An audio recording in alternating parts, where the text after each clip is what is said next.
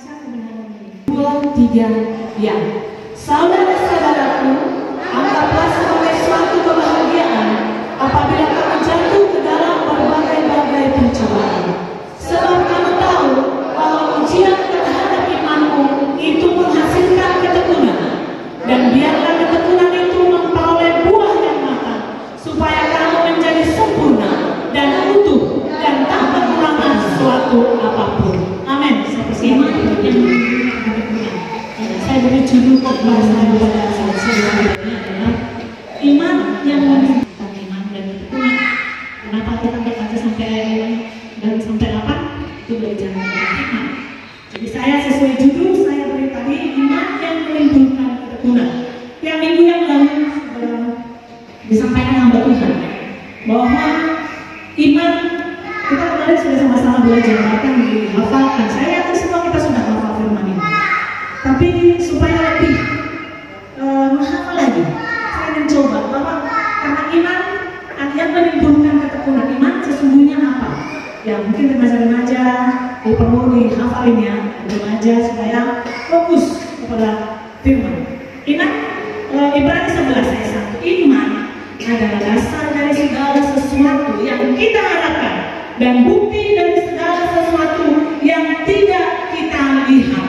Itu iman, berarti belum terjadi atau belum kita lihat, itulah iman. Ya. Tentang tekun, ya. Kalau saya belajar kemarin saya lihat bahwa tekun berarti fokus, konsisten, tidak mudah putus asa terhadap apa yang dikerjakan. Itu tekun. Bisa juga kita artikan tekun itu juga sebagai keputusan atau ketetapan hati yang kuat atau teguh untuk bersungguh-sungguh, rajin dan tuntas dalam melakukan sesuatu apapun. Saya berkata dengan hal ini, kalau kita ya belajar tentang ketekunan ini, ya banyak orang bicara kalau orang yang tidak tekun bisa jadi tidak menghasilkan apa-apa. Tetapi ketekunan adalah unsur terpenting dalam suatu keberhasilan. Salah satu contoh, kalau seorang pelajar, kita ambil dulu contoh ya Bapak Ibu, seorang pelajar, dia tidak tekun, dia tidak rajin, dia tidak ikut sekolah, dia tidak ikut ujian, kira-kira dia bisa lulus atau tidak? Pasti tidak bisa lulus. Itu contoh sederhana. Kita ambil lagi tentang suatu pekerjaan, apapun yang kita lakukan Bapak Ibu, kalau kita tidak melakukannya dengan tekun, kita tidak akan melihat hasil yang sempurna yang kita harapkan. Itu suatu ketekunan. Ya, kalau seorang yang pekerja, ya bisa jadi dia tekun, rajin, ke kantor mungkin setengah-setengah saja daripada di tempat saya pergi saja. Daripada begini mungkin ada sesuatu penyebab atau karena ada sesuatu makanya dia tekun, tidak apa-apa, tetap dia akan mendapatkan sesuatu hasil. Tapi lihat nanti hasilnya, kira-kira maksimal enggak? Bisa enggak dia menjadi buah yang matang atau bisa jadi berkat bagi banyak orang? Ya, itu tentang ketekunan. Ya, kita belajar di sini di ayat 2. Saudara-saudaraku, anggaplah suatu kebahagiaan apabila kamu jatuh ke dalam berbagai-bagai pencobaan. Jadi bagaimana supaya ketekunan itu terbentuk? Ketekunan itu terbentuk yang saya renungkan dan yang saya catat pertama seperti di ayat 2 itu lewat pencobaan. Ya, lewat pencobaan. Dikatakan ya suatu kebahagiaan apabila kita jatuh ke dalam berbagai pencobaan. Kira-kira menurut, nggak usah menurut iman, hati kita, kira-kira semua yang ada di sini Bapak Ibu berbahagia kalau ada pencobaan? Jujur, katakan kalau ada yang bahagia enggak ketika ada ancaman, ketika ada masalah, ketika ada fitnahan, ketika ada ketidakadilan? Apakah kita bisa berbahagia? Tapi saya sampaikan dari depan, kita sama-sama Bapak Ibu belajar untuk berbahagia. Karena dikatakan kita diberi anugerah dari Tuhan untuk mengalami atau Tuhan izinkan segala sesuatu yang pencobaan, penderitaan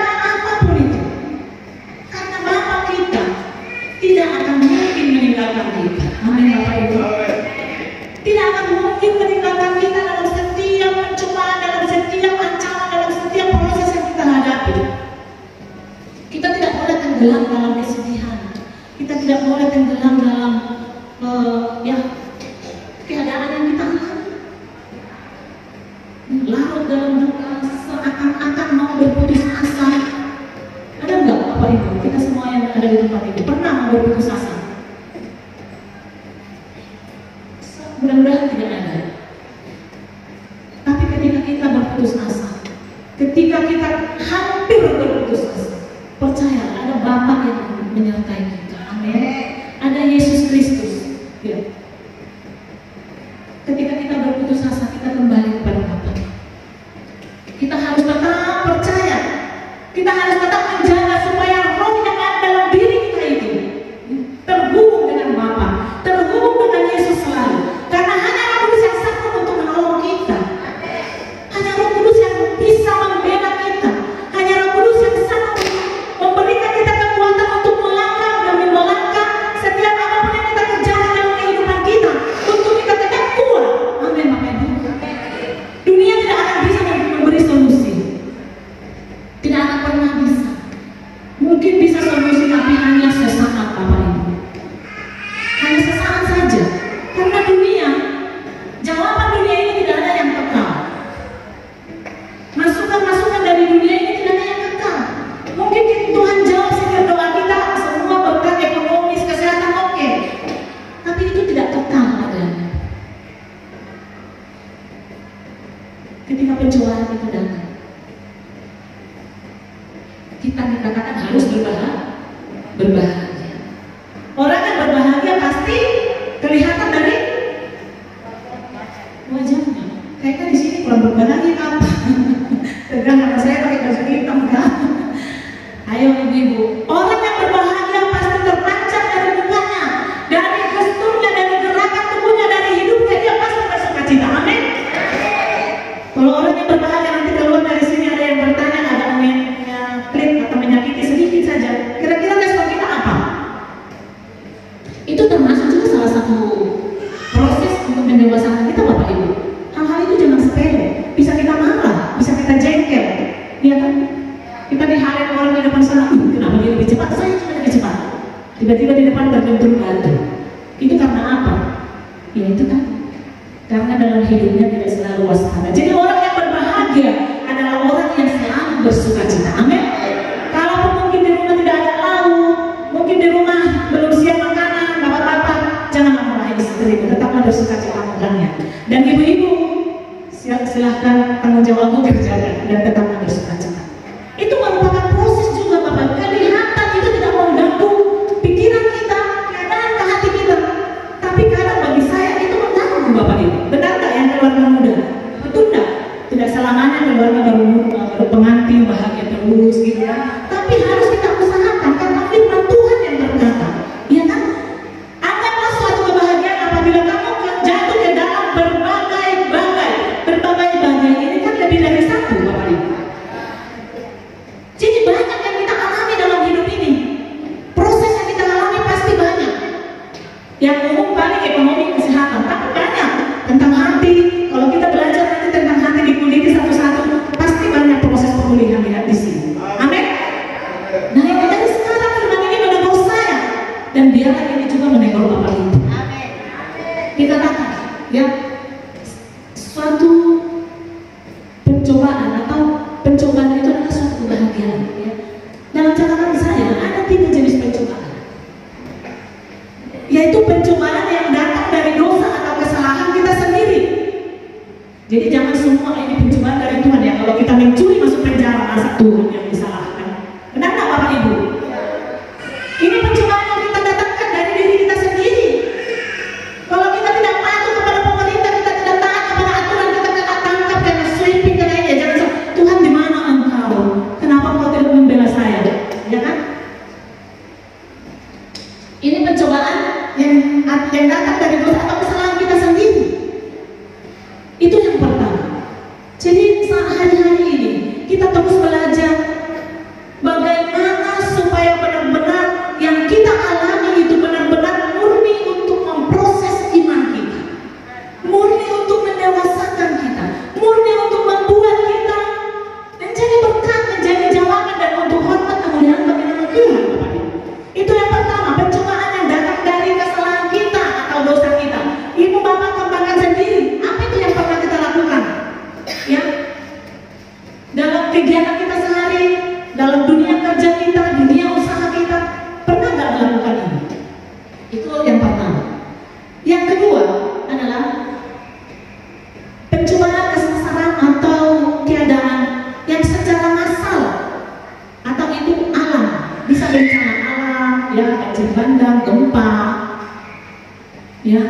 Ya kita tetap percaya bahwa segala sesuatu yang kita hadapi ini, kalau bencana bukan Tuhan yang ciptakan, tapi memang Tuhan izinkan itu juga terjadi supaya Tuhan melihat, kalau ini secara masalah, kesehatian kerjasama buat anak-anak Tuhan untuk menolong orang-orang yang memang pantas kita tolong, untuk membantu orang-orang yang pantas kita bantu. Itulah bukti kita orang-orang yang percaya, orang-orang yang beriman. Jadi kita tidak lagi egois. Itu tadi contoh-contoh pencobaan, ya. Pencobaan yang terjadi secara massal itu dalam alam, ya. Itu banjir, bisa bencana alam gempa, hal-hal yang lain, ya. Yang sebenarnya wabah kayak kemarin virus, ya kan, itu secara massal, global. Ya. Itu pencobaan yang terjadi secara massal. Nah, yang ketiga, yang menjadi intinya bagi kita dalam pencobaan yang Tuhan izinkan atau kehendak untuk kita bertumbuh, menguji kemurnian iman kita dan memperkuat atau memperkokoh iman kita. Contohnya yang kita banyak, Bapak Ibu, ya. Mungkin kita belajar tentang Yusuf. Tuhan izinkan Yusuf ini. Kalau saya baca kemarin di Kejadian Yusuf, cerita Yusuf lagi kembali. Umur 17 tahun dia dijual saudara-saudaranya karena dia bermimpi. Saudara-saudaranya tidak terima, saudara-saudaranya iri. Itulah singkat ceritanya, ya kan? Pasti saya tahu yang rutin membaca kita pasti tahu cerita Yusuf. Setelah dia dijual, dia itu umur 17 tahun, ya, di penjara. Dia usia 17 tahun, ya, dijual ke sana. Waktu umur 17 tahun dia, setiap persoalan proses yang dia hadapi, yang setiap saya baca, dia tidak mengeluh seperti saya mengeluh. Dia tidak berpikir untuk pribadinya sendiri, ya. Dia masuk penjara, menafsirkan mimpi juru makan, juru roti, ya, dijanjikan sesuatu hal, nanti dia akan diingat, disampaikan kepada raja, tapi dia tidak mendapatkan itu. Benar ya cerita itu, Bapak Ibu? Tidak mendapatkan.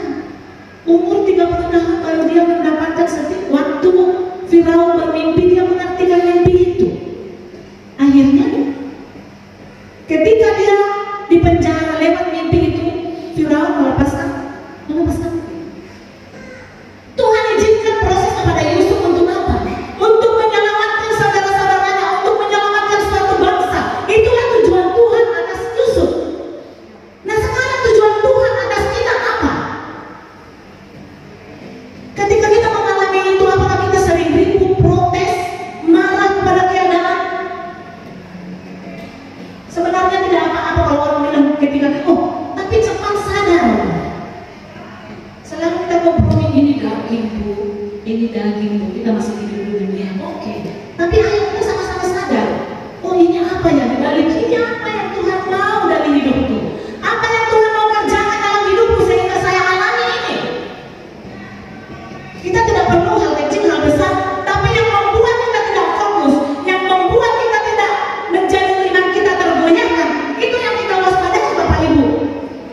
Kadang hal yang besar bisa kita gampang maafkan, tapi bisa juga hal kecil susah sekali kita maafkan. Benar nggak Bapak Ibu? Jadi bukan harus kecil atau besar proses itu yang kita alami, tapi di balik itu apa tujuan Tuhan dalam hidup saya? Apa tujuan Tuhan dalam keluarga saya? Jadi ketika kita mengalami hal-hal yang mungkin kita seperti tadi mau berputus asa, tetaplah lari kepada Tuhan, tetaplah percaya dalam Yesus yang selalu menolong kita. Amin Bapak Ibu. Saya percaya kalau kita yakin, ya, kita percaya bahwa setiap yang kita alami itu yang nomor 3, ya Bapak Ibu, bukan karena pertanahan, bukan karena dosa atau kelalaian kita atau perbuatan kita. Tapi karena kita percaya bahwa apa yang kita alami itu, nanti kita langsung bertanya sama Tuhan, Tuhan, di balik ini apa yang Kau mau dalam hidup saya bersama keluarga saya. Jadi tidak langsung kita berputus asa, Bapak Ibu. Ini apa lagi nih? Ini proses terlalu banyak, karena dikatakan, ya, di 1 Korintus 13 kalau saya nggak salah ya. Pencobaan yang kita alami adalah pencobaan biasa, tidak melebihi kekuatan manusia. Ada jaminan yang diberikan Tuhan bagi kita, tidak akan pernah melebihi kekuatan kita. Amin Bapak Ibu. Jadi jangan saya bilang kalau bukan setengah mati. Jadi yang sekarang ini yang selalu berbicara setengah mati, hampir mati. Ayo kita sama-sama bertobat. Mari kita katakan ya, tidak seberapa ini. Tuhan pasti tolong. Jadi kata-kata yang positif, yang menguatkan iman kita, itulah yang kita perkatakan. Supaya apa yang kita perkatakan itu akan terjadi dalam hidup kita. Itu juga berbicara tentang kalau kita selalu memperkatakan hal-hal yang buruk, hal-hal yang tidak benar, ya bagaimana iman kita bertumbuh, hati kita juga tidak damai sejahtera. Bisa-bisa kita nggak baca firman lagi. Ya. Itu tadi berbagai pencobaan. Yang kedua, lewat apa? Sebab kamu tahu bahwa ujian terhadap imanmu itu menghasilkan ketekunan. Ya. Jadi yang kedua yang berikutnya adalah ujian iman. Itu tadi ya. Di Ibrani tadi seperti Abraham, contoh yang ada dalam kitab.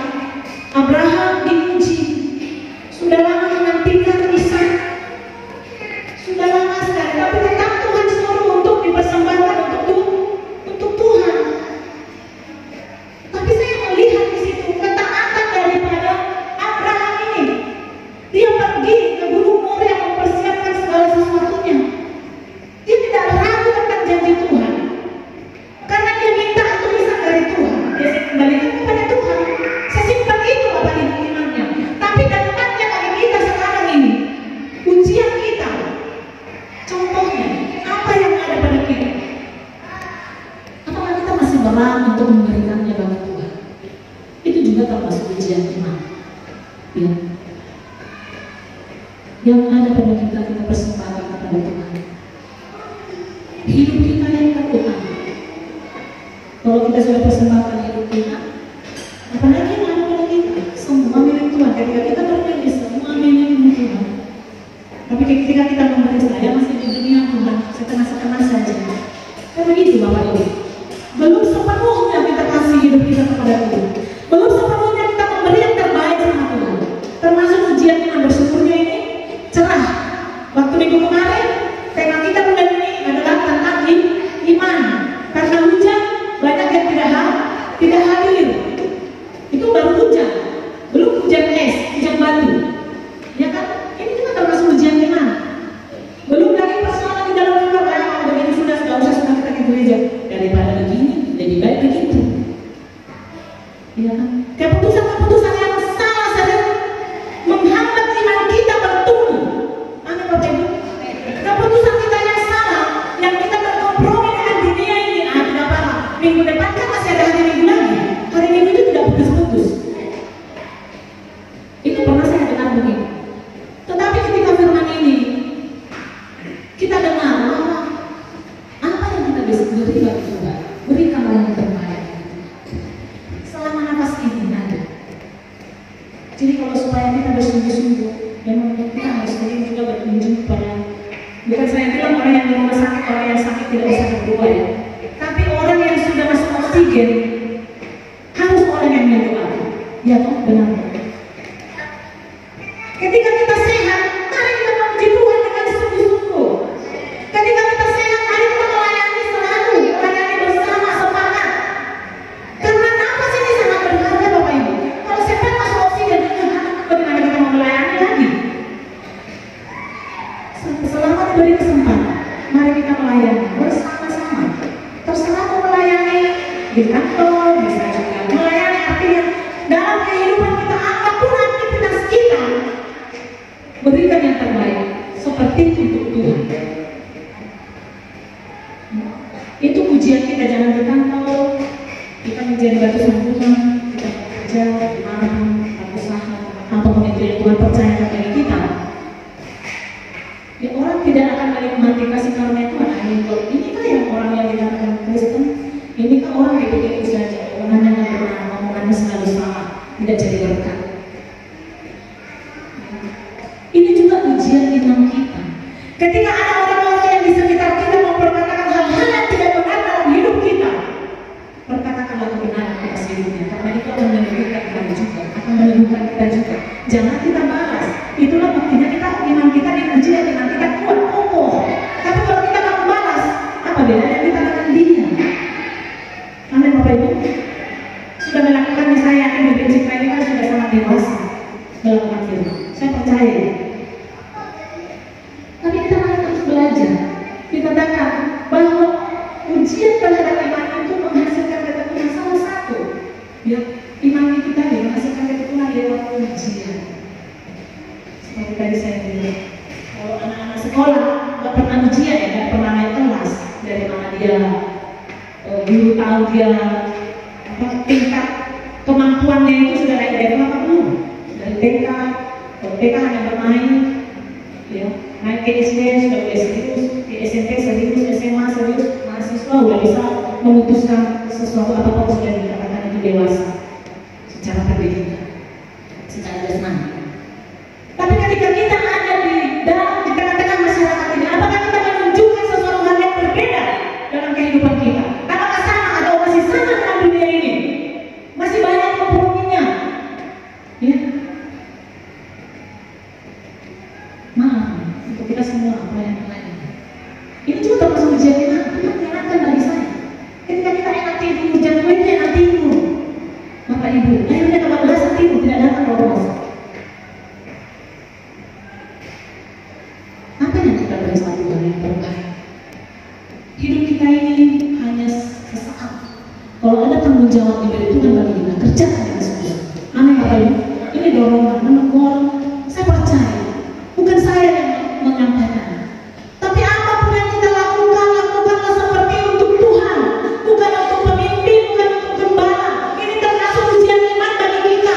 Ketika ada kendala, ketika ada tantangan, di mana kita? Adakah sesuatu yang baik yang kita beri dalam pelayanan ini? Adakah sesuatu hal yang baik yang kita beri kepada Tuhan? Kalau hanya sekedar dimuntahkan, itu di Wahyu. Kalau suam-suam kubu dimuntahkan, saya ambil keputusan saya tidak suam-suam kubu Tuhan. Mari sama-sama, ini mendengarkan kita. Ketika ujian sedikit, jangan kita lemah, jangan kita berputus asa, jangan kita mengajak orang lain jadi kompromi. Jangan apa ini artinya hidup saya beri yang terbaik untuk engkau. Ketika kita sendiri, saya cross check hati saya, apakah benar-benar sudah ini yang terbaik bagi Tuhan? Tidak cukup hanya rajin, tambah lagi setia, tambah lagi tekun. Seperti ini ya, contoh, ini seorang yang mebel, seperti contoh Pak Petrus. Dia membuat suatu meja atau lapak meja lagi. Dia rajin buatnya, yang rajin. Dia berharap ini dipasang orang membeli. Saya rasa bukan cuma hanya rajin, pasti dia lihat modelnya gimana ya, supaya tambah cantik. Dia cari, dia tekun menjauh ini, yang ada tambah-tambah, ada aksesorisnya, ada ini. Itulah hidup. Jadi jangan kita lurus-lurus juga. Disuruh berdua, datang berdua, pulang ada. Yang ini apalah sampai dengan yang lain, ada kabarnya. Itu artinya kita memberi yang terbaik dalam hidup kita. Amin, Bapak Ibu. Saya tadi bilang ini kebenaran. Karena ujian. Jadi kalau kita tidak berhasil dalam ujian itu, ya kita tidak akan naik level. Artinya tidak naik level, tidak akan kuat menghadapi tantangan hidup dan tantangan dunia ini. Itu dipastikan oleh Tuhan. Karena apa? Ujian iman itu juga memurnikan hidup kita. Seperti kadar. Saya juga kemarin begitu. Kalau kadar emas kita tidak ada yang 100%, no? Ada nggak? 100% karat. Tidak. Mas potong saja itu 99,9%. Saya langsung bilang iya ya Tuhan. Buktinya berarti hanya Tuhan yang sempurna. Kita mendekati sempurna. Amin. 99,9%. Saya bilang iya ya Tuhan. Di dunia ini tidak ada yang bisa menyanyi Tuhan. Tidak bisa. Manusia sekali. Jadi kami yang kita yang sudah rajin, mungkin yang sudah setia, masih kadarnya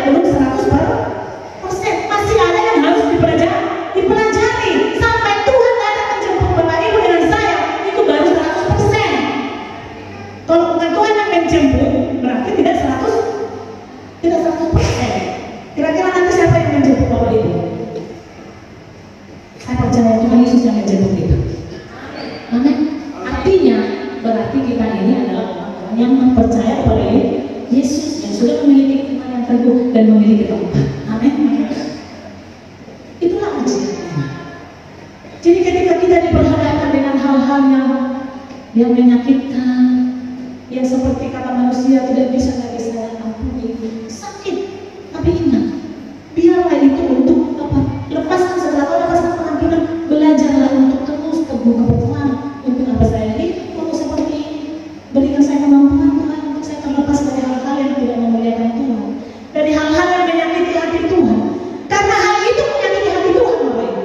Untuk apa kita datang beribadah, rajin beribadah, tapi nggak beres dalam hati kita, nggak kita hidupi kebenaran itu bagaimana? Makanya saya bilang, sebenarnya makanya saya belajar juga mencintai tidak cukup hanya mencintai Tuhan. Pernah saya masuk, tetapi hanya takut akan Tuhan yang bisa membuat kita lepas. Kalau hanya cinta seperti cinta-cinta bisa luntur kan? Saya mencintaimu ya, seperti kita dulu masih muda, atau saya mengasihi itu bisa luntur karena usia lah. Tapi kalau dipupuk katanya ya masih bisa mencinta. Tapi kalau tentang takut akan Tuhan berarti melakukan kebenaran, menjauhi kejahatan. Apalagi kalau orang-orang yang takut akan Tuhan, pasti dia memberi dalam hidupnya ini yang terbaik untuk Tuhan. Makanya takut, ya kan? Bukan ketakutan ya Bapak Ibu, takut. Jadi saya percaya kalau firman ini mengingatkan kita bukan bulan-bulan yang menghindari Bapak Ibu, tapi firman, amin. Karena kami kita rindu juga di dalam jemaat, di dalam orang-orang yang maksimal, orang-orang yang memiliki iman yang betul-betul sudah terproses, sudah sudah terbukti, tapi bukan dengan kekuatan kita. Kalau kita mungkin tidak kuat, tapi selalu barang kepada Bapa. Saya selalu katakan, saya butuh Roh Kudus untuk Bapa, karena saya tidak mampu untuk melakukan itu. Tapi oleh karena kekuatan daripada Roh Kudus, kita semua dimampu. Amin Bapak Ibu. Ya, dikatakan tadi. Saya lanjut untuk ayat 4. Dan biarlah ketekunan itu memperoleh buah yang matang, supaya kamu menjadi sempurna dan utuh dan tak kekurangan sesuatu apapun. Ya. Yang terakhir dikatakan di situ, ketekunan itu menghasilkan buah yang matang. Artinya di sini buah yang matang ini adalah tingkat kedewasaan kita. Jadi tingkat kedewasaan ini anak-anak juga sudah begitu.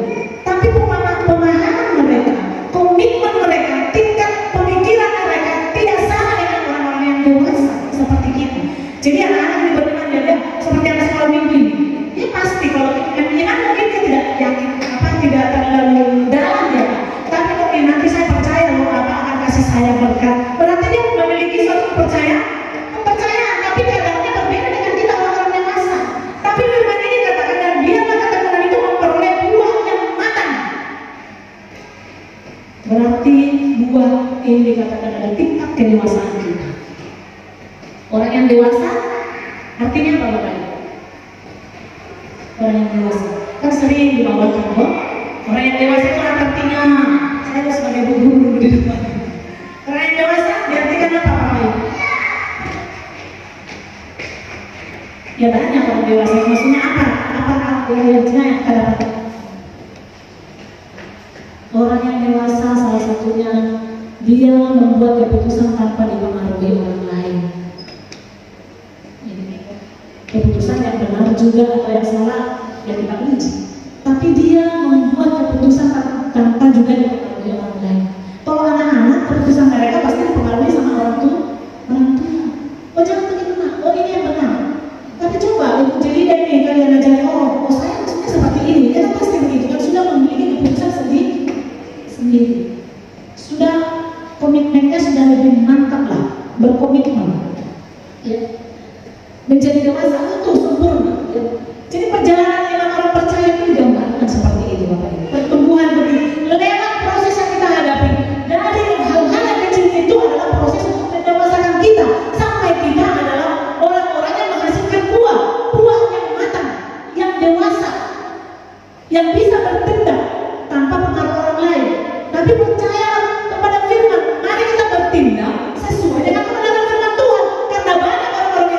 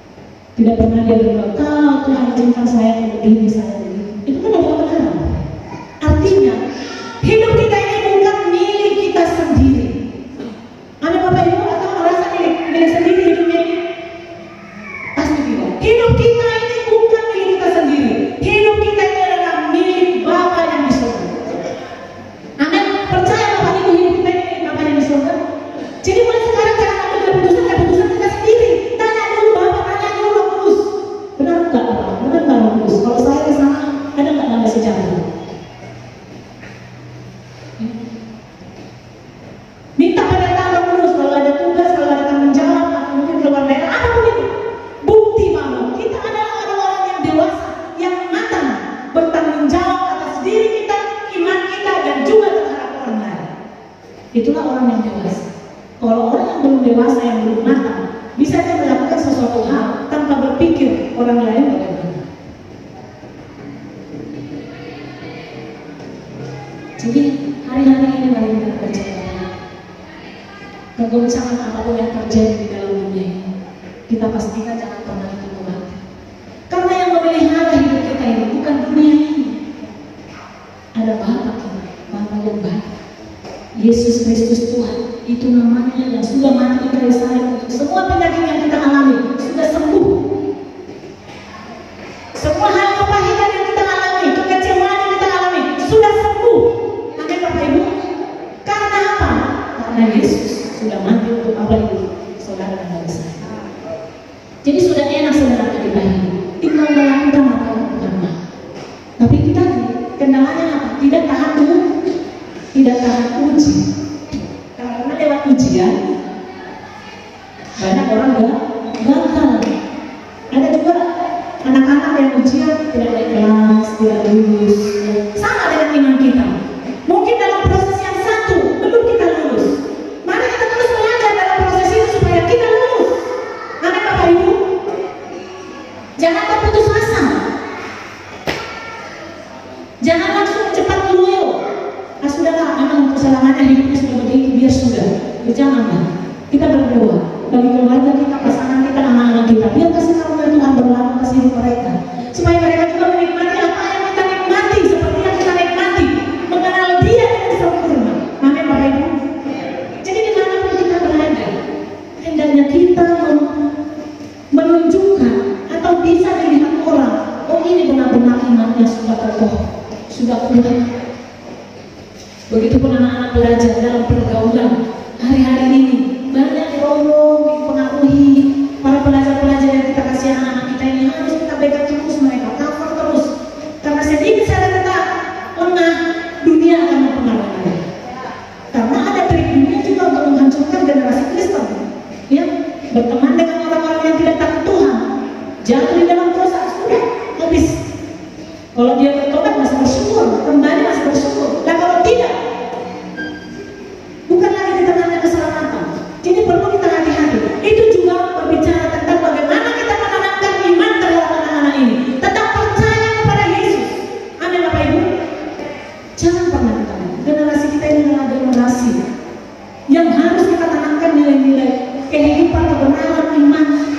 Jangan kita lengah, jangan kita anggap remeh. Kita doakan terus, kita cover konten terus. Supaya apa? Memang mereka belum bisa bertindak seperti firman ini, orang yang sudah matang. Tapi minimal mereka akan besar, terus besar, akan mengingat, oh iya ya, mama saya menanamkan, papa saya mendoakan saya begini, harus beriman sungguh-sungguh, percaya kepada Yesus.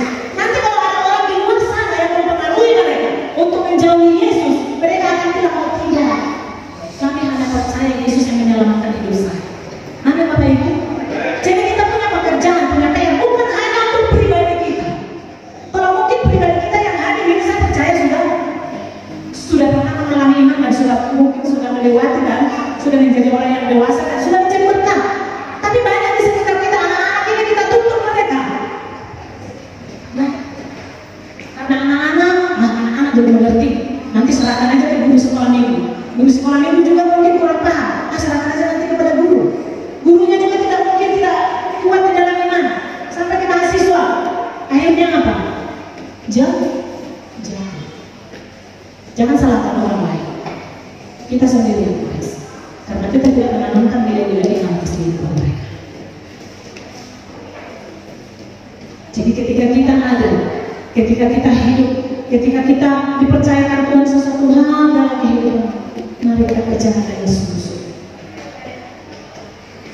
Karena dikatakan firman, memang kita tidak melihat hasilnya sekarang. Itulah iman yang kita dari baca di awal. Karena saya tadi sampaikan itu di awal, supaya kita menyadari apapun yang kita perbuat sekarang ini bisa jadi nanti hasil iman kita. Sekarang kita berdoa, kan belum kelihatan. Itulah iman. Nanti setelah terbukti anak kita berhasil dalam mengatakan Tuhan, apa bukan keberhasilan secara finansial ya, maksudnya kita semakin dewasa yang kita ditemukan, kita baru berkata, oh iya, bisa jadi orang tua saya dulu yang berdoa untuk saya tidak Tuhan. Orang-orang dulu di sekitar saya mungkin jemaah anak Tuhan dulu berdoa.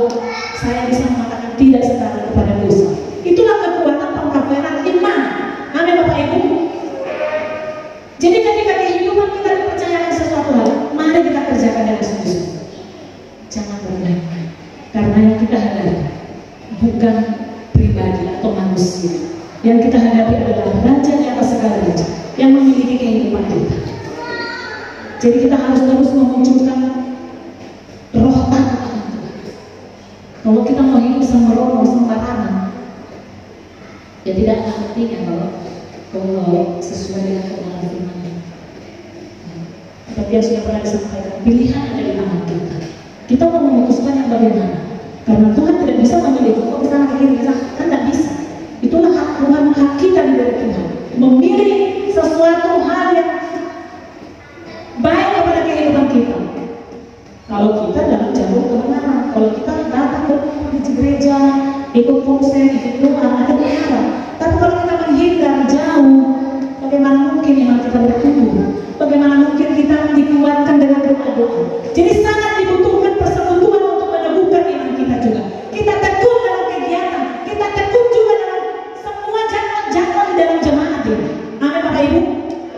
Saya menganjurkan juga, maksudnya yang sudah kita semua yang sudah setia lanjut, ya kita pasti berkati Tuhan. Karena itu tidak akan pernah sia-sia Bapak Ibu. Tuhan akan perhitungkan itu bagi kita semua. Tidak akan pernah sia-sia. Jadi kalau saya selalu berpikir kalau pelayanan itu kan tertutup, tapi selalu saya apa yang saya bisa beri yang terbaik? Waktu, ya, hati kita, perkataan kita belajar semua. Mungkin sering salah, pernah salah, bukan tidak pernah salah. Tapi ketika kita melakukan itu langsung berbalik. Jangan hidupi kesalahan itu terus jadi kebiasaan. Orang tidak apa-apa kok. Tidak ada yang komentar saya ngomong begini, ternyata itu salah, tidak kebenaran. Ya jangan diteruskan. Tanya Roh Kudus, ini pantas enggak? Ini benar enggak? Kalau enggak, ya kita perlu bertobat. Bapak Ibu dan saya. Itu tadi, karena kita sering masih kompromi dengan dunia ini, akhirnya ya, terjadi. Inilah kebenaran